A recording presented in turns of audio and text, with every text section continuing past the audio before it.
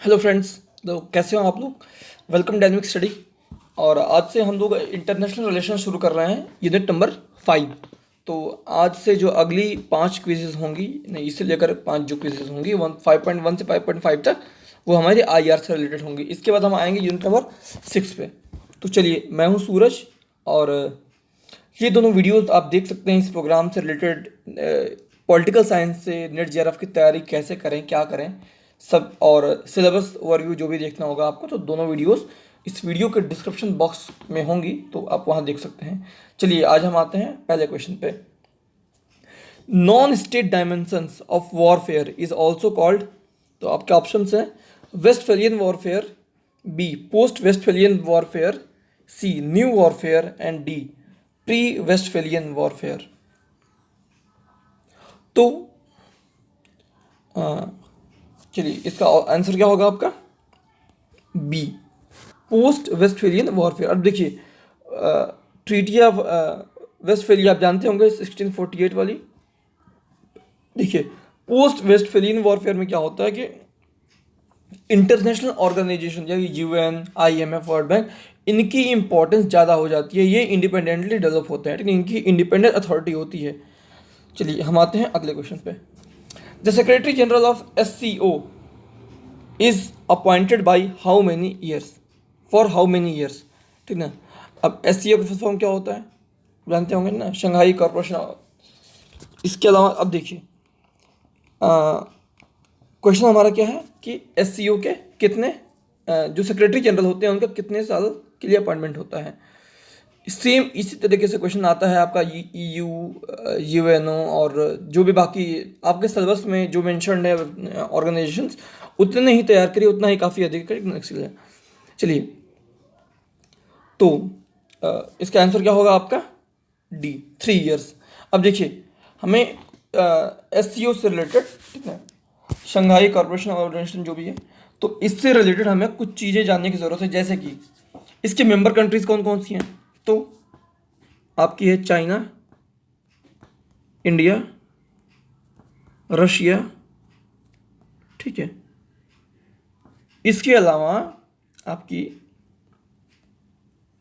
पाक, कजाक, के किर्गिज,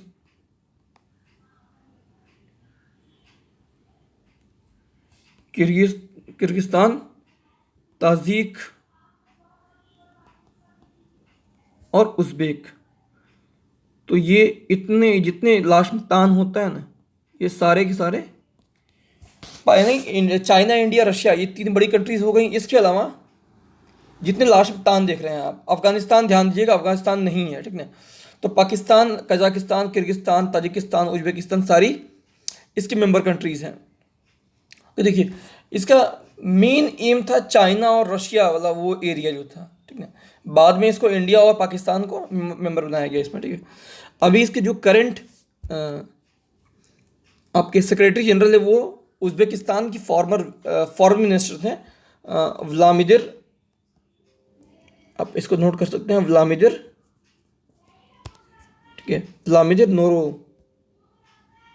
ये 1 जनवरी 2019 से बने हुए हैं, ठीक ना, 2019 से बने हुए हैं, ऑनवर्ड्स अभी चल रहे हैं, ठीक ना। तो ये इसके करंट सेक्रेटरी जनरल हैं। चलिए, हम आते हैं क्वेश्चन नंबर 3 पे।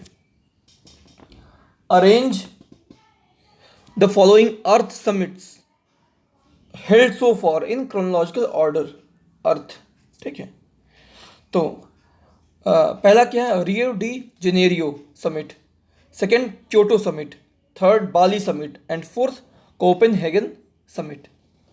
तो सबसे पहले इसका सबसे पहले कौन समिट हुई थी इसमें, आप देखेंगे रियो समिट कब हुई थी, ये 1992, रियो 92 के नाम से बार बार लोग बोलते हैं, ठीक है।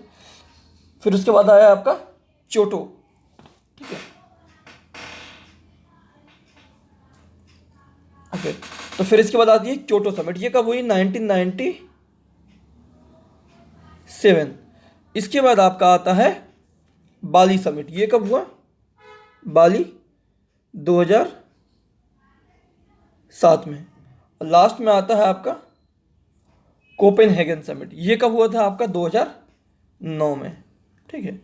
तो what will be the correct chronological order? Simple, 1 2 3 4 ही होगा, डायरेक्ट अपने आप सब पहले से ही हैं। इसका आंसर क्या हो जाएगा आपका?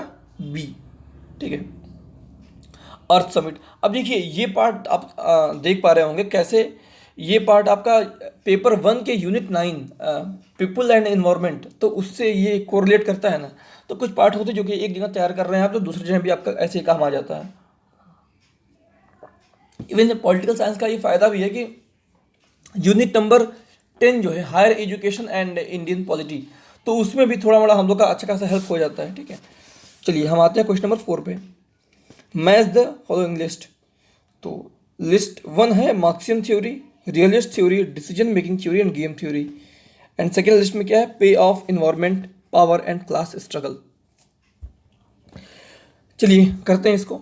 अब देखिए मार्क्स का नाम लेते ही मैंने पहले ही कहा था क्लास स्ट्रगल, ये सारा कुछ हम लोग हमेशा पढ़ते हैं। क्लास स्ट्रगल मतलब मार्क्स। तो ए का 4 अगर मैच करते हैं हम, तो देखते हैं कि ए का 4 किस में है। अब किस में जो नहीं है उसमें तो ख़त्म हो गया। इसमें 3 है तो ये ऑप्शन ख़त्म, इसमें भी 3 है, ये ऑप्शन भी ख़त्म। बी में है और डी में है। इसमें बी में इन दोनों में भी 3 3 है। अब अंतर जो आता है वो इन लोगों के सी और डी में आएगा, यानी कि अब देखते हैं सी और डी, गेम थ्योरी और डिसीजन मेकिंग थ्योरी। तो अच्छा रियलिस्ट भी आप जानते होंगे, पावर से रिलेटेड है रियलिज्म, ठीक है। डिसीजन मेकिंग थ्योरी रिलेटेड है आपका इन्वायरमेंट से, ठीक है। तो सी का हो गया आपका 2, और जब सी का 2 हो गया तो डी का ऑटोमेटिकली 1 हो जाएगा। Game theory is related to payoff, तो करेक्ट आंसर क्या हो जाएगा इसका? B, okay. तो चलिए अगर आपको लगता है कोई कुछ गड़बड़ी हो रही है इन क्विज़ में, क्योंकि लॉकडाउन की वजह से ये मैं रेगुलर नहीं रह पा रहा हूँ, और मैं अपनी ओर से तो ट्राई कर रहा हूँ कि हाँ अगर मैंने ये इनिशिएटिव शुरू किया है तो एक मैं प्रॉमिस करूँगा आपसे कि ये पूरा होगा लास्ट तक, कभी मैं ऐसा नहीं होगा बीच में छोड़ दूंगा। Yes there are many problems, but जैसे भी करके हम होंगे तो यूनिट नंबर 10 तक हम सब खत्म करेंगे, सारे यूनिट से एटलीस्ट 5 क्विज और 2 प्रीवियस ईयर। ये तो मैं श्योर आपको एश्योर कर रहा हूँ कि मैं ये कराऊंगा ही कराऊंगा, ठीक है। चाहे जितना भी लेट हो जाए, एग्जाम से अच्छा एम्पल टाइम ऑफ पहले हम करा देंगे। चलिए क्वेश्चन नंबर 5 पे आते हैं हम। Which of the following resulted from Bretton Woods conference. तो ऑप्शंस क्या क्या है? United States, sorry United Nations, B League of Nations, C institutions meant for checking nuclear proliferation, and D World bank and IMF. अब जानते होंगे ये भी direct question है। ब्रेटन वुड्स कॉन्फ्रेंस कब हुआ था? 1945 में हुआ था। उससे क्या आए थे? World bank and IMF. So अच्छा अगर मैं ये क्विज के आंसर में तुरंत बोल देता हूँ तो आपसे रिक्वेस्ट है कि आप पहले ही पॉज करके एक बार उन्हें चेक देख लिया करिए कि हाँ क्या हो सकता है, कि अगर आप खुद से अटेम्प्ट करना चाहते हैं तो वर्ल्ड बैंक एंड आईएमएफ, इनको ब्रेटन वुड्स की जुड़वा बहनें भी कहा जाता है, ठीक है, ट्विन सिस्टर्स, ब्रेटन वुड्स की जुड़वा बहनें, ठीक ना। अगर आपने पढ़ा होगा तो इकोनॉमी में भी ये मतलब भारतीय अर्थव्यवस्था में भी आप पढ़े होंगे इसको। इसके अलावा देखिए इंडिया से एक एक्स्ट्रा जानकारी बता दे रहा हूँ आपको कि इंडिया से ब्रेटन वुड्स कॉन्फ्रेंस में भाग लेने के लिए उस टाइम के आरबीआई के गवर्नर्स हैं कौन? सीडी देशमुख, ठीक है, नाम सुने होंगे आप, ये गए थे, ठीक है, सीडी देशमुख। ये उस टाइम पर आरबीआई के सेकंड गवर्नर थे, ठीक है। आपको याद होगा फर्स्ट कौन थे? Sir Osborne Smith. इसके बाद सेकंड कौन है? सीडी देशमुख। ये बाद में जब भारत आज़ाद हुआ था तो ये सीडी देशमुख जी सेकंड, ओके तो आंसर डी होगा इसका, सेकंड फाइनेंस मिनिस्टर बने थे, ठीक ना, सेकंड फाइनेंस मिनिस्टर। फर्स्ट कौन होगा? John Mathai, sir John Mathai, याद होगा आपको। चलिए आते हैं हम 6 क्वेश्चन पे। Which of the following is a part? Which of the following is a part of Morgenthau's realist principle? Options are: politics is rooted in a permanent and unchanging human nature. Yes, उन्होंने ये बात बोली थी. Self interest is a basic fact of the human condition. Self interest is a basic fact. Yes, उन्होंने ये भी बात बोली थी. Coercion is the only part of foreign policy, only part of, no, coercion is not the only part of foreign policy. तो diplomacy क्या होती है यार? तो ये मतलब कॉमन सेंस लगाइए कि ये तो ऑटोमेटिकली ये गलत हो ही रहा है ये स्टेटमेंट, ठीक है। And national interest defines in the terms of power, तो नेशनल इंटरेस्ट को वो पावर से रिलेट करते हैं, यस। तो जहाँ पर जिस ऑप्शन में 3 नहीं है उसको हटाए, बस वो सही हो जाएगा। इसमें 3 है, इसमें भी 3 है, इसमें भी 3 है, तो ऑप्शन बचता है बस ये 1 2 एंड 3। अब देखिए कोई क्वेश्चन कितना टफ है ये डिपेंड करता है कि उनके ऑप्शंस क्या क्या दिए हुए हैं इन मल्टीपल स्टेटमेंट्स में। ये इस स्लाइड में मैंने इसका आंसर होगा बी। इस स्लाइड में मैंने मॉर्गनथाउ के 6 पॉलिटिकल रियलिज्म के प्रिंसिपल दे दिए हैं, आप इसको पॉज करके आराम से पढ़ सकते हैं। ओके, तो चलिए हम आते हैं 7th क्वेश्चन पे। असर्शन और रीजन का क्वेश्चन है ये। Okay, WPT statement 1 is WPT pleads that free trade brings prosperity of all and therefore should be promoted. Yes, statement तो सही है ना, कि WTO बोलता है कि फ्री ट्रेड सबके लिए प्रॉस्पेरिटी लाता है और इसको प्रमोट करना चाहिए। And statement 2 is integration of the countries with global economy through the system of trade helps them to export goods abroad and also import goods which they need। ये भी सही है, तो दोनों स्टेटमेंट सही है, ठीक है। तो इन दोनों को हटा दीजिए आप। अब देखते हैं एक्सप्लेनेशन सही है कि नहीं। अब सोचिए कि अगर हम अपने जो हमें चाहिए वो इंपोर्ट कर सकते हैं, जो हम अच्छा बना रहे हैं, जिसमें हमने मास्टरी हासिल की है, और जो हम अच्छे खासा मात्रा में उत्पादन कर रहे हैं उसको, ठीक है, प्रोड्यूस कर रहे हैं, उससे हम एक्सपोर्ट भी कर सकते हैं, तो obviously that will bring prosperity और सभी लोग इससे फ़ायदे में रहेंगे, ठीक है। तो ये स्टेटमेंट इसको एक्सप्लेन भी सही कर रहा है, ठीक है, एक्सप्लेन भी सही कर रहा था। इसका आंसर क्या हो जाएगा? A. Both A and R are true and R is the correct explanation of A. Okay, A इसका सही आंसर हो जाएगा। चलिए क्वेश्चन नंबर 8 पे आते हैं। In the field of nuclear strategy what does MAD stands for? आपके option हैं, missiles are dangerous, mammals are doomed, C make America die, and D mutually assured destruction. तो अगर आपने थोड़ा सा भी पढ़ा होगा कि हाँ इसमें न्यूक्लियर सिक्योरिटी ये सब इंटरनेशनल पीस की बात करते हैं, तो इसका आंसर क्या हो जाएगा आपका? D mutually assured destruction. इसमें क्या होता है, इस सिंपल से एग्जांपल इसका कि मान लीजिए इंडिया और पाकिस्तान है और दोनों के पास न्यूक्लियर वेपन्स हैं, तो अगर वह आपस में वो मान जाते हैं कि चलो भाई हम अपना न्यूक्लियर डिस्ट्रक्ट कर रहे हैं वेपन और तुम अपना करो, तो उसे बोलते हैं mutually assured destruction of nuclear weapons, ठीक है। अब देखिए ऑप्शन इसमें क्या क्या है। मैमल्स आर डूम्ड, यार आज यार के क्वेश्चन में मैमल क्या कर रहा है यहाँ पर? मेक अमेरिका डाई, ये पूरे विश्व में किसकी औकात है कि ये ऐसे बोलेगा मेक अमेरिका डाई, ठीक ना।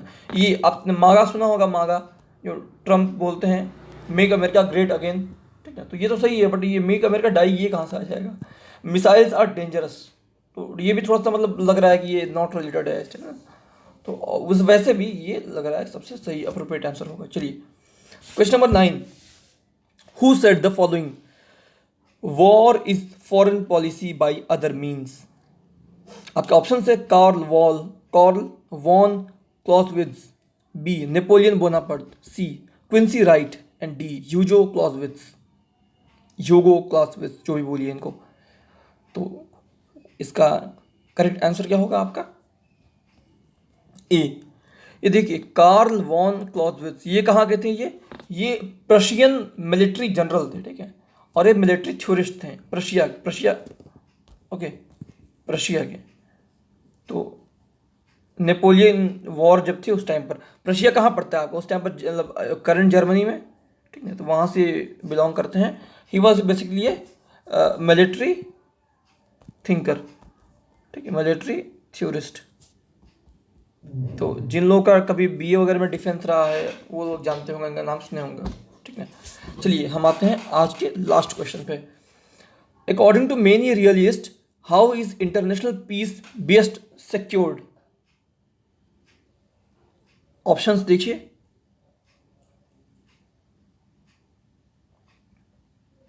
ओके, तो आपके ऑप्शंस क्या क्या हैं? Concessions by peaceful state to powerful states, B a balance of power between states, C trying to spread democratic values throughout the world, and D a world wide federation of states. Okay, तो इसका correct answer क्या होगा आपका? B a balance of power between state. ठीक है, balance of power. अब देखिए India और पाकिस्तान में कितना भी आपस में वो कश्मीर और इतने जवान को इन्होंने मार दिया, ये कर दिया, लेकिन वॉर होने का चांस क्यों अब मिनिमल हो गया है? क्योंकि दोनों कंट्रीज के पास न्यूक्लियर पावर है। तो दोनों कंट्रीज इतना सक्षम है कि अगर वो चाहेंगी तो सामने वाली कंट्रीज को, पूरी कंट्री को पूरी तरह से नाबूद कर सकती हैं, पूरी तरह से बर्बाद कर सकती हैं, चाहे वो इंडिया पाकिस्तान को या पाकिस्तान इंडिया को हो। तो ऐसे स्थिति में जब दोनों तरफ बैलेंस ऑफ पावर है तो इंटरनेशनल पीस अपने आप इस्टेब्लिश हो जाता है। ठीक है, चलिए, तो आज की क्विज यहीं ख़त्म होती है। इस क्विज को शेयर करिएगा बाकी ग्रुप्स में, और हमारे टेलीग्राम चैनल पे जुड़िए। हमारे टेलीग्राम ग्रुप में इस वीडियो के डिस्क्रिप्शन बॉक्स में होगा। ठीक है, अगर आपको ये वीडियो ठीक लग रहा हो तो आप जितने भी टेलीग्राम ग्रुप्स हैं आपके या व्हाट्सएप ग्रुप्स हैं तो वहाँ आप शेयर कर सकते हैं। चलिए, थैंक यू।